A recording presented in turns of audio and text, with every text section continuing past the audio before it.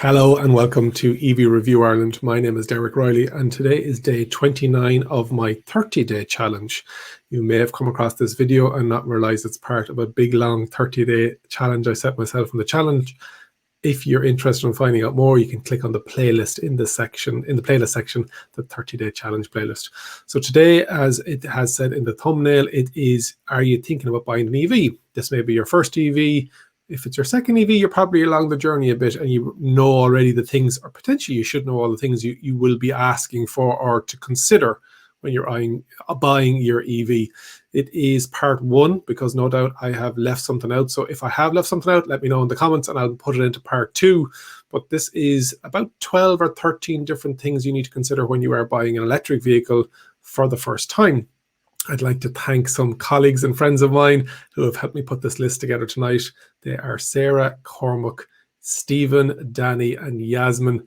They are helped me put it together tonight, and hopefully it comes across as professional as I like to come across on all of my EV Review Ireland episodes. So the first thing I want you to consider is what's the size of vehicle you actually need. We all think we need the large SUVs for the amount of space that we think we want, but let's really consider it with regards to what we're going to carry around on a regular basis. It's great having that extra large boot when you need it, but what do I need on a day-to-day basis? And an example of this would be people thinking that they may want the Volkswagen ID4 when in essence the ID3, as an example, would suit the majority of the needs that they have. So what's the size of vehicle that you want? Obviously SUVs and compact SUVs would be the ones that's selling most around the world, but that's not the solution. We definitely want to make sure that we're buying a car that, or a vehicle that is to the size that we need in the majority of days and time. So first of all, understanding what size you need. That could also include the type of whether it's an SUV or whether it's an estate. Next then is obviously down to budget and the price that you're willing to pay, be that outright, if you're lucky enough to have those savings, be that with regards to a monthly loan from a bank or a financial institution. And then a lot of garages offer PCP. I'm not going to get into the financial side of things, but it's a big factor when you're looking at whether a combustion engine vehicle versus an electric vehicle. Obviously, an electric vehicle, the majority of times will be that bit more expensive. So the monthly costs or the repayment costs to a loan or even the overall outright price will look higher.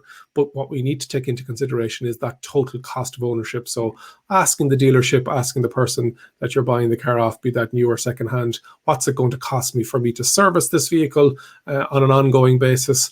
And because usually electric vehicles have a cheaper servicing cost, but some of the newer electric vehicles, their servicing costs may be around the same price. So we need to make sure that we're looking at the servicing costs, but then also the running costs. What am I saving on a combustion engine, petrol or diesel versus the electricity rate that we're going to be talking about later on down the list. So understanding what the running costs will be is very important, and the price that you're willing to pay on a monthly basis. Then we've got to put the size. We've talked about what the actual running cost is going to be. What range do you need? And this will tie into the size of the vehicle that you potentially want as well. A lot of people will think they want the bigger battery. Give me the biggest battery in the version of the car that I want. Whereas really they haven't worked out what their normal commute is on a daily, monthly, weekly basis. And the larger battery isn't used only a couple of times a year. So that longer journey may take a small bit longer to go there because of charging, etc. But otherwise, you're carrying that big battery around all day, every day when you don't need it. If you're just doing the school run, if you're going shopping, if you're commuting to work, it's that cross-country, up, down, left, right journeys that you may have family or friends or a holiday home or just want to go traveling, staycation around the country, and you want the larger battery because of those 3 or 4 times a year. That's not the case. That's not what you should be considering, because otherwise you're carrying that battery around on a regular basis. So size, price of repayments, and the range needed. Next question I talk to people about when they're thinking about buying an electric vehicle is where you're going to charge it.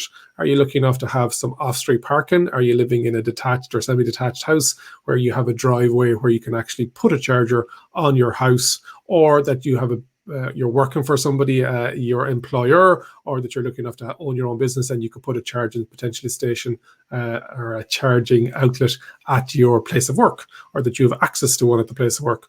If that's not the case, it is possible if you're living in an apartment and you don't have off-street parking, you can utilize the public network, but you're starting to get into paying a bit more for electricity, whereas if you have your own charger, you could potentially use night rate electricity or smart metering, etc. So where you're charging it is a big consideration you need to think about as well when you're purchasing an electric vehicle for the first time. So have that conversation. Next then is the grants, and whatever country you're watching this in, and as much as this is EV Review Ireland, a lot of governments around the world will have grants. So a lot of dealerships may or may not include the grant or take it off the list price. Some brands do, some brands don't. So having an understanding as to what's the grant going to be, is the price that I'm paying inclusive or exclusive of the grant? If I add options on, is that going to affect the grant threshold? And there's a number of different grants, not just the price of the car or taken off the sticker price, but it'll also include potentially a lower motor tax rate or a road tax rate. It will also potentially include if there are toll bridges. So there's a couple of different benefits to owning an electric vehicle depending on the country that you're in. So researching what are the grants, and if you're ever wondering what these are, it could also be that if it's a company car, it might be benefit in kind would be something that we'd utilize here in the United Kingdom. For an example, it would be salary sacrifice. So depending on the jurisdiction that you're in, it will dictate as to what the financial benefits are of driving an electric vehicle. Some countries also allow you to drive in the bus lane, so you're saving time. Then the next thing, so we've talked about, but that's really before you've bought the electric car or you're thinking about buying an electric car. Then if you've made the decision and you know the type of electric vehicle that you're interested in purchasing, some of the options that I would recommend that you look into a bit more in detail and ask around about would be the charging speeds.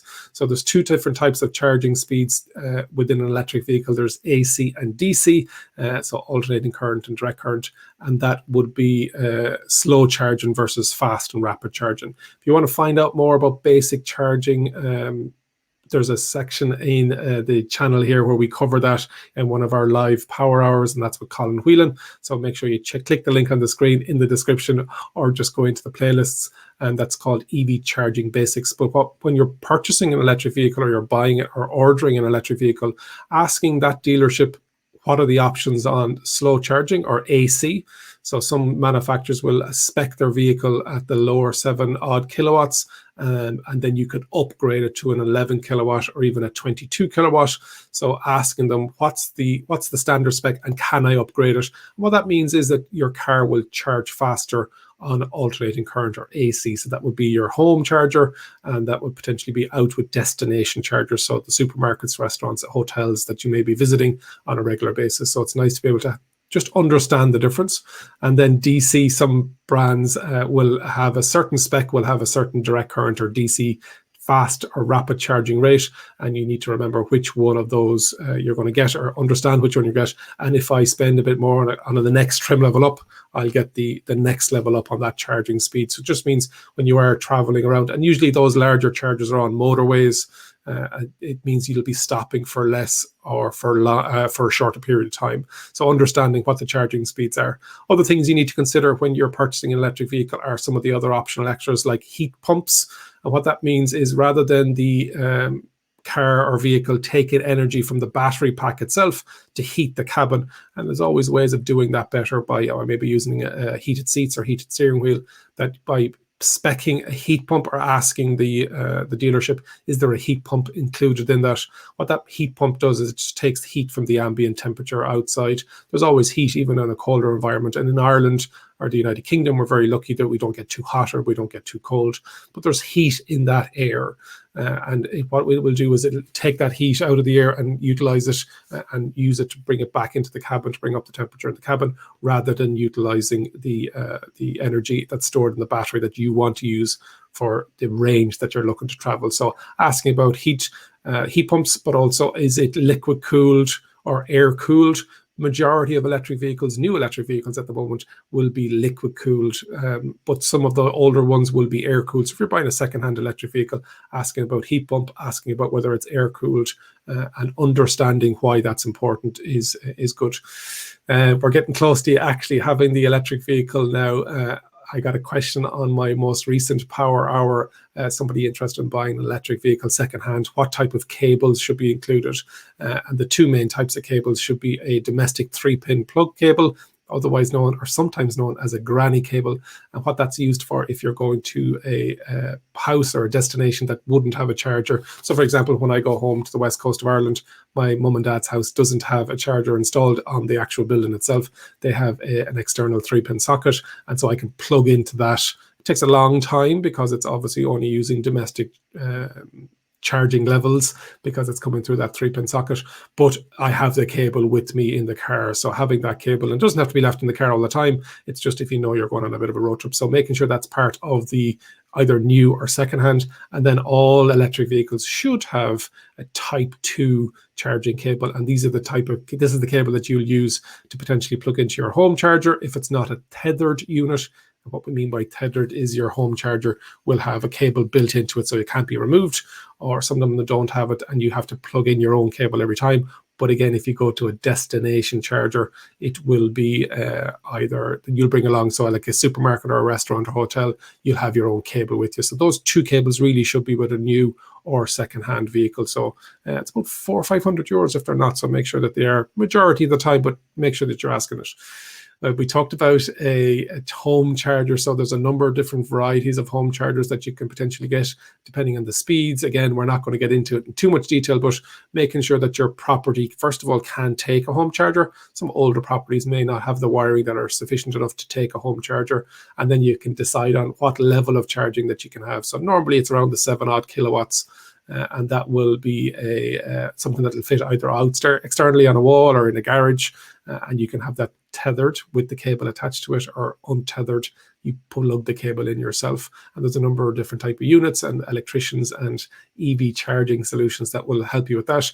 Then there's dumb chargers and smart chargers, and what we mean by that is stuff that you can control via apps. You can set up charging times. Some electric vehicles will let you do that yourself, but they're definitely something that you need to consider. And then the more powerful domestic chargers, 11 kilowatts, and that's also known as 3-phase. You may not have that coming into your house, but if you live on a farm or you have putting a charger into a commercial property, a lot of those will have 3-phase power. You can upgrade your own charge or electricity supply to your domestic dwelling to 3-phase, but sometimes the cost is prohibitive.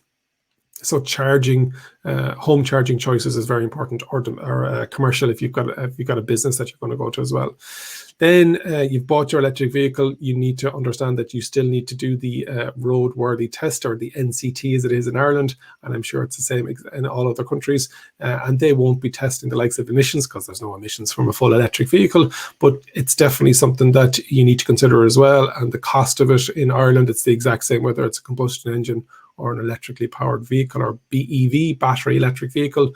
Then there's plug-in hybrids, but I don't cover those on my channel, but it is something that you need to consider, that those running costs are there as well. It's every, depending on the frequency, depending on your jurisdiction or country. With the home charger, you'll be signing up to a contract and to an electricity supplier. The different tariffs, night rates, smart meter rates. So just be aware of what you're signing up to. Some financial institutions and some manufacturers and distributor brands are partnering up with these suppliers, but you need to understand the rate that you're going to be paying and the contracts that you're going to be tied in with. It might be 12 months, it might be 24 months. Again, there's a lot of communities out there on social media, EV owners, that will give you advice if you're considering purchasing an EV, what's the running cost going to be, and what supplier have other people gone with, and the reasons why. Some people want green electricity, some other people just want the cheapest electricity. So there's differences there. So lots to consider there. And then servicing and understanding what the cost is for servicing your vehicle. Kind of covered it up top, but make sure that you ask what's the normal service going to cost, and what are the different services. I know with some manufacturers, they're talking now about changing coolant liquids and what that cost will be. That's a whistle-stop tour of the different things that you need to consider when you are purchasing a brand new electric vehicle, or you're buying a second-hand EV for the first time. Hopefully you've enjoyed this review, or not really a review, just more of a checkpoints with it. My name has been Derek Riley. If you have left something out, leave it in the comments below. And remember, if you think an EV is for you, leave it to me and I'll review. Thanks so much for watching.